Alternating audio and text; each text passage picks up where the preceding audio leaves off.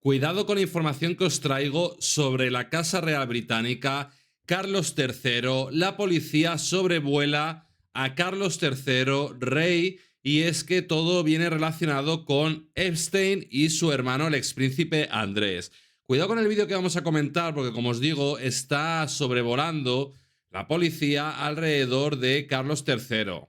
A ver, habrá gente que me ponga en comentarios que el poder es el poder y que por mucho que sobrevuele, poco van a hacer. Yo no lo sé. Yo os voy a dar la información, os voy a poner en pantalla todo lo que se está diciendo alrededor de esta situación, de Carlos III, Epstein, la policía británica y el expríncipe Andrés. Y ojito con Sarah Ferguson. Vamos a comenzar. Os lo pongo ya en pantalla. Ha sucedido lo siguiente. Claro, lo sabía Carlos III, esa es la duda, ¿no? De la semana pasada, recordáis además que ya había varias voces que se alzaban en Londres diciendo es imposible que haya hecho todo esto que ha hecho Andrés sin el conocimiento, pero es que ahora lo que se cuenta es que hay un correo que en el año 2019 se le alerta directamente de cómo el príncipe Andrés está utilizando el nombre de la corona para beneficio propio y además se da el nombre y el apellido de un financiero que es la mano derecha de Jeffrey Epstein con el que se está haciendo negocios. Del 19 al 26, que es la detención, pasan 7 años que cuesta entender cómo antes no se ha puesto un cortafuego. Cuidado con la afirmación que habéis escuchado, joder, con la publicidad esta, que molesta es. Pero, ¿ha tapado Carlos III a su hermano? La policía está sobrevolando esa idea, ya que existen documentos donde se afirma que Carlos III sabe todo lo que hizo, presuntamente, su hermano.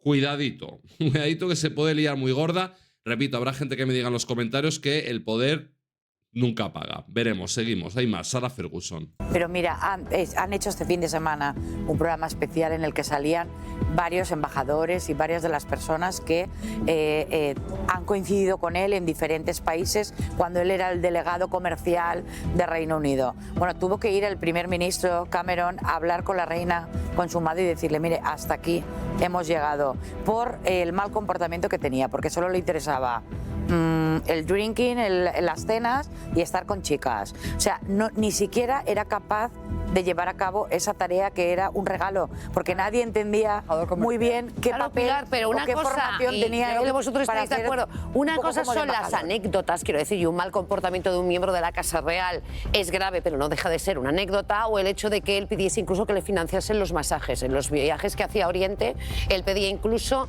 que del dinero público se le financiasen los masajes. Esto puede parecer anecdótico. No. El hecho de que... Bueno, anecdótico, que con el dinero público, el dinero de todos los ciudadanos, se le pague los masajitos a la gente que se cree por encima de todos porque llevan una coronita, pues yo tampoco lo veo, ¿eh? Gemma. En el nombre de la corona se estén haciendo negocios y que esos negocios se hagan con una persona que es la mano derecha de Jeffrey Epstein y que el propio rey Carlos III lo sepa, a mí me parece de una gravedad como para salir a la opinión pública y tener que dar una explicación al menos. Pero vamos, mínimo, es que no ha sido discreto el príncipe Andrés en todos estos años con su forma de vida. Y entonces, si esa rumorología estaba en la sociedad, ¿qué no iba a estar en Buckingham?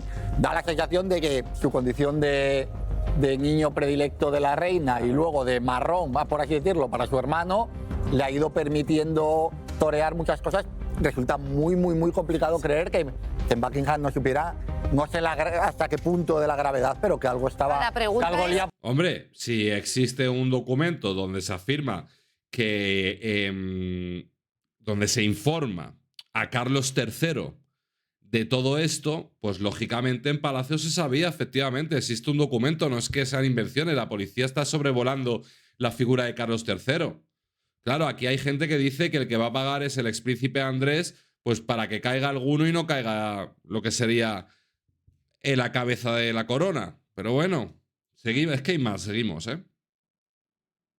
Podrido en Dinamarca, la pregunta vamos. es ¿y ahora qué? Porque los titulares de este fin de semana, toda la prensa, yo creo que son ya clamorosos. Es decir, no estamos hablando solo de las correrías del príncipe Andrés, que a mí me parecen gravísimas, sino de la implicación de la corona en todo esto. También nos hicimos esa pregunta cuando fue pública la implicación de Iñaki Urdangarín en el caso Nos. Esa misma pregunta la pusimos sobre la mesa. ¿Sabía la familia real española lo que hacía Iñaki Urdangarín con el dinero público, por ejemplo, cómo utilizaba su apellido y su cargo para hacer negocios que solo le beneficiaban a él? Es que las familias tienden a encubrir, esto es así, tanto en las familias reales como... Sí, Juan.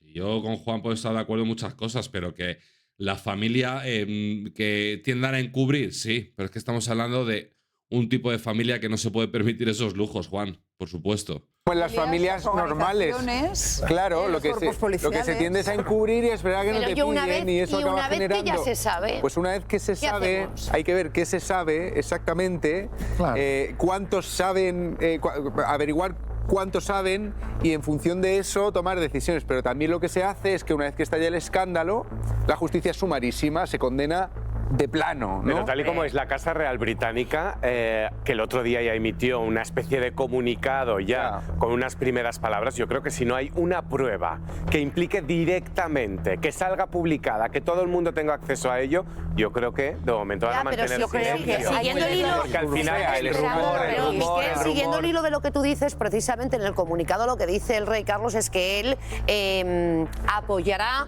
la investigación en la medida que sea necesario. Yo creo que la pregunta directa ahora se le tiene que hacer a él.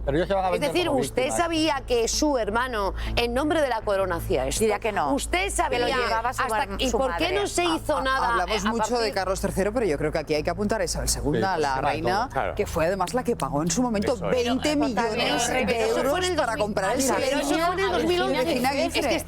20 millones de euros para pagar el silencio. Porque claro, recordemos que cuando sucedieron muchos de los presuntos hechos estaba la reina Isabel. Y ese documento que conoce Carlos III, según se está diciendo y según sobrevuela en la policía británica, quien primero lo conoció efectivamente fue la reina Isabel. Estamos hablando de que el mail es en el 2019. Sí, sí, claro. Esa negociación además es que a la reina no le quedó otro remedio que ayudar a su hijo. O sea, era una negociación que se hizo al margen de lo que había decidido la justicia, precisamente para que no se tuviese que ir a juicio. Y es verdad que el príncipe Andrés no tenía ese dinero para pagar a Virginia Giuffre, que finalmente además acabó suicidándose, y esa negociación tampoco sirvió de mucho.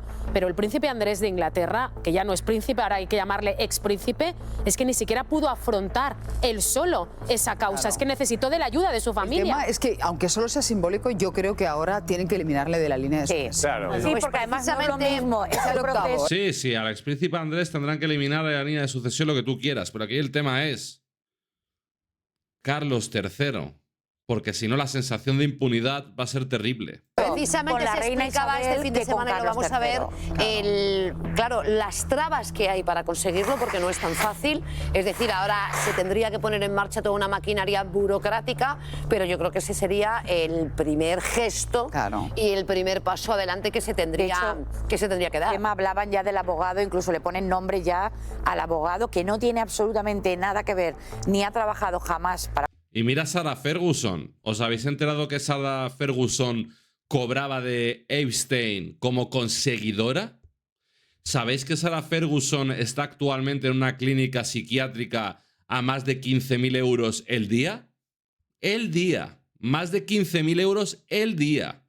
Se ha borrado de todo esto cuando esta señora era conocedora de los hechos del expríncipe Andrés y conseguidora de Epstein. Con sueldo de Epstein.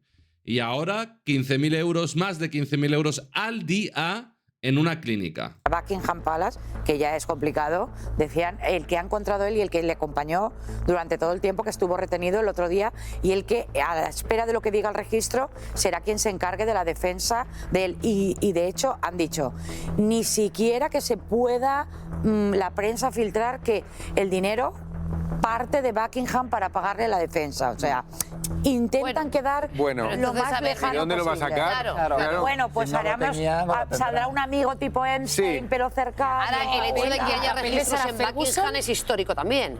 Y el papel de Sarah Ferguson, que ha estado residiendo en un palacio de la familia real, cuando ni siquiera estaba ya casada con el príncipe Andrés. No, eso es muy llamativo. La relación de estos dos, que es muy de sociedad limitada, es llamativa, pero intentando dar una imagen de normalidad, ayer vimos al príncipe Guillermo y a Kate Middleton en los premios BAFTA. Sigue ¿no? un poco la continuidad de lo que hizo el rey Carlos la semana pasada, porque el mismo día de la detención acudía al desfile de Stella McCartney dentro de la Semana de la Moda de Londres, y lo que han intentado hacer ellos es continuar con esa normalidad que a mí me parece complicadísima ahora mismo. Uy, pero tampoco pueden desaparecer. No, pero que mantener ahora mismo ahí el tipo sabiendo el tipo de preguntas que ya se están haciendo, y sobre todo, insisto, que yo creo que ya hay un clamor en la calle. Lo que pasa es que la monarquía en el Reino Unido es otra historia. Yo creo que no es que lo estamos viendo con los ojos nuestros, pero allí habrá mucho ruido, habrá mucho lío, habrá todo lo que queramos, pero no se va a poner. Pues vamos a verlo con los ojos de Eva Millán, nuestra corresponsal en Londres. Eva, buenos días. ¿Qué repercusión está teniendo esta noticia? Porque coincidimos en que este es el peor momento y mira que han pasado crisis de la monarquía británica.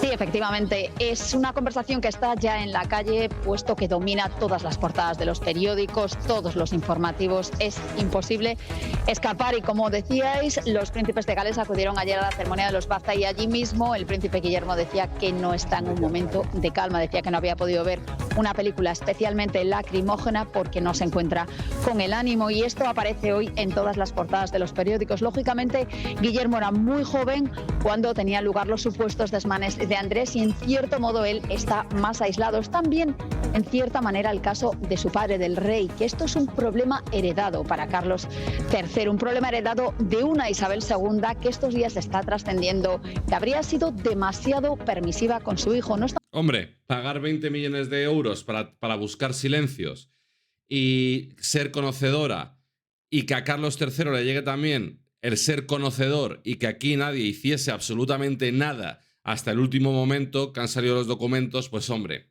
normal que pidan cabezas. Lo voy a dejar aquí. ¿Qué opináis? Os leo, os mando un beso enorme y un saludito.